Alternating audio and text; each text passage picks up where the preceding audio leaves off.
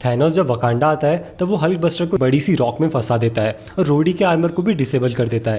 लेकिन जब थैनोस वहाँ से चला जाता है तो दोनों ही सूट वापस वर्किंग कंडीशन में होते हैं। ऐसा इसलिए क्योंकि जब थैनोस वहाँ से जाता है तो उसके स्टोन्स का इफेक्ट खत्म हो जाता है और इसका प्रूफ है ये सीन। यहाँ थैनोस मैंटिस और ड्रैक्स को रिबन और ब्लॉक्स में ट्रांसफॉर्म कर देता है, लेकिन जब वो वहाँ से जाता है तो वो नॉर्मल शेप में आ जाते हैं। बहुत लोगों को लग रहा था कि हल्क बस्टर और वॉर मशीन का नॉर्मल हो जाना एक प्लॉट होल है या फिर थैनोस ने टाइम स्टोन यूज़ किया था उस वजह से ये पॉसिबल हो पाया, पर ऐसा नहीं है। सही रीज़न मैं आपको बता चुका हूँ।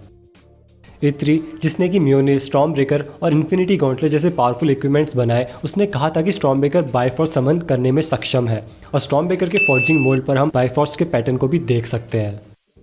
तो जब डॉक्टर स्ट्रेंज की जादूगिरी थैनोस पर भारी पड़ने लगी तब उसने सोल स्टोन का यूज़ किया। कुछ सेकंड्स के लिए डॉक्टर स्ट्रेंज की सोल को ही शरीर से बाहर निकाल दिया और इसी सीन में थैनोस ने पावर स्टोन को भी यूज़ किया डॉक्टर स्ट्रेंज के स्पेल को तोड़ने के लिए। तो इस सीन में जब टोनी स्टार्क नैनोटेक का यूज़ करके थोड़ा शो ऑफ करता है तब ब्रूस का रिएक्शन देखने लायक है। जब टोनी स्टार्क क्यू शिप पर पेपरपॉट से बात करता है तब जो बैकग्राउंड म्यूजिक चल रहा है वो वही बैकग्राउंड म्यूजिक है जो कि captain America the first Avenger में यूज़ हुआ था जब स्टीव और पैगी एक आखिरी बार बात कर रहे होते हैं। जब थैनोस और गमोरा वॉर्मिर पर रेड स्कल से मिलते हैं तब थैनोस गमोरा को गॉन्टलेट से प्रोटेक्ट करता है। वो उसे तब तक प्रोटेक्ट करता है जब तक कि उसे कंफर्म ना हो जाए कि रेड स्कल एक थ्रेट नहीं है।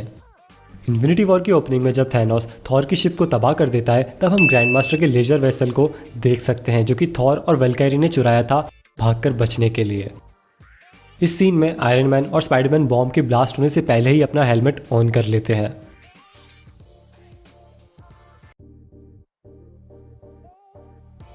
थैनोस ने टोटल 6 बच्चों को अडॉप्ट कर रखा था जिसमें से 3 लड़कियां हैं और 3 लड़के, मतलब थैनोस को हर चीज में बैलेंस चाहिए।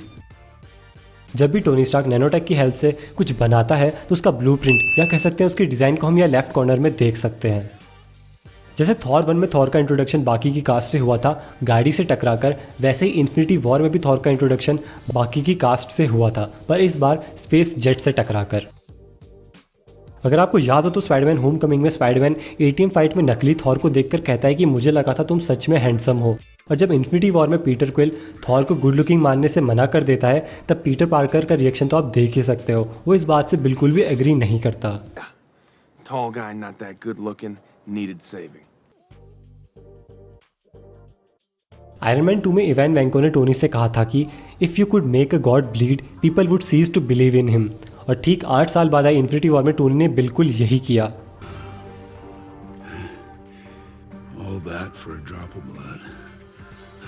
इन्फिनिटी वॉर में जब गार्जियंस ऑफ द गैलेक्सी को पहली बार स्क्रीन पर दिखाया जाता है तब वो एक गाना गा रहे होते हैं, रबर बैंड।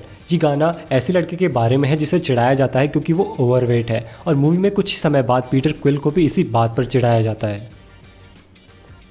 थैनोस के इस हमले के बाद ये तीनों बेहोश हो जाते हैं और पीटर इन्हें संभालता है, लेकिन जब पीटर स्टार लॉर्ड को अपनी तरफ खींचता है तो काफ़ी कंफ्यूज नज़र आता है। ऐसा इसलिए क्योंकि टाइटन की ग्रेविटी कम थी और पीटर ये समझने में थोड़ा लेट हो गया, इसलिए वो कंफ्यूज था कि पीटर क्विल अब तक नीचे क्यों नहीं आया और हवा में क्यों फ्लोट कर रहा है।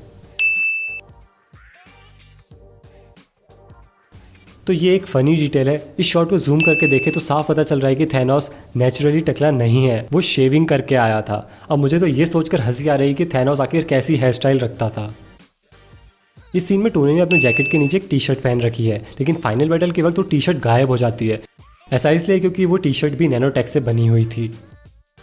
कैप्टन अमेरिका की धमाकेदार एंट्री इंस्पायर्ड थी कैप्टन अमेरिका इशू 336 के कवर से, जहां कैप्टन अमेरिका काफ़ी समय तक छुपने के बाद सबके सामने आता है, वो भी एक बियर्ड में। द क्लोक ऑफ लेविटेशन कभी भी पीछे नहीं हटता मदद करने से। इस सीन में उसने पूरा दम लगा दिया डॉक्टर स्ट्रेंज के साथ थैनोस के हाथ को खींचने के लिए। जब रॉकेट थॉर के साथ निडावेलर जा रहा होता है तब पीटर क्विल कहता है रॉकेट निडावेलर इसलिए जा रहा है क्योंकि वहाँ थैनोस नहीं है, और रॉकेट थैनोस से डरता है। फाइनल बैटल में सिर्फ रॉकेट ही ऐसा कैरेक्टर था जिसने थैनोस के सामने आने की हिम्मत भी नहीं करी। तो ये सीन देखकर तो मुझे जेरिको मिसाइल की याद आ गई, और शायद टोनी की ये छोटी छोटी मिसाइल जेरिको से ही इंस्पायर्ड है। जब गमोरा थैनोस पर अपनी स्वॉर्ड से अटैक करती है तब उसकी स्वॉर्ड पर खून की एक बूंद तक नहीं होती। ऐसा इसलिए क्योंकि वो थैनोस असली थैनोस नहीं था, बल्कि रियलिटी स्टोन का यूज करके गमोरा को बेवकूफ़ बना रहा था। तो जब ब्रूस बैनर सैंक्टम सैंक्टोरम में क्रैश करता है तब हम बायफॉस्ट के मार्किंग को देख सकते हैं। और इसी सीन में स्टीफन स्ट्रेंज के नॉर्मल कपड़े उसके सूट में कन्वर्ट हो जाते हैं और क्लोक ऑफ लेविटेशन भी उसके पास आ जाता है। इसका मतलब यह है कि स्टीफन स्ट्रेंज ने आई ऑफ अगमोटो को पहन रखा था और एक स्पेल का यूज़ करके उसे छुपा भी रखा था।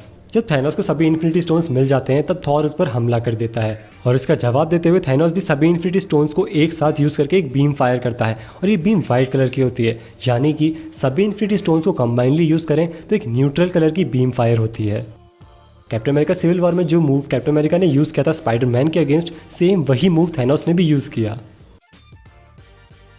जब मैंने इन्फिनिटी वॉर पहली बार देखी तब मुझे लगा कि ये मूव एक कॉम्बो मूव है आयरन मैन और डॉक्टर स्ट्रेंज का, पर कुछ फैंस ने नोटिस कर ही लिया कि टोनी डॉक्टर स्ट्रेंज के बनाए हुए स्पेल को तोड़कर आगे जाता है और इसी बात का बदला डॉक्टर स्ट्रेंज ने एंड गेम में ले लिया। जब थॉर म्योनिर यूज़ करता था तब वो किसी एक ही डायरेक्शन में स्ट्रेट पाथ पर उड़ सकता था उसका यूज़ करके, पर स्टॉर्मबेकर की हेल्प से वो जिस डायरेक्शन में चाहे उस डायरेक्शन में उड़ सकता था और ये शायद बेस्ट एग्जांपल होगा स्टेटमेंट के लिए। तो इस सीन में कल ऑब्सिडियन अपना हाथ खो देता है वोंग की मेहरबानी से और फाइनल बैटल में हम उसे एक नकली हाथ का यूज़ करते हुए देख सकते हैं। तो स्नैप करने के बाद जब थैनोस स्पेस स्टोन से एक पोर्टल ओपन करता है तब हम उसके चेस्ट पर कुछ ग्रीन स्पार्कल्स देख सकते हैं, यानी कि थैनोस ने टाइम स्टोन का यूज़ करके अपने घाव को भर लिया था और यही रीज़न था कि हमें इसके बाद ये घाव कभी देखने को नहीं मिला उसकी चेस्ट पर। तो मूवी डिटेल्स के इस एपिसोड में बस इतना ही। अगर आपको वीडियो अच्छी लगी हो तो इसे लाइक कर देना, इसे अपने दोस्तों के साथ शेयर करना और चैनल को सब्सक्राइब करना मत भूलना।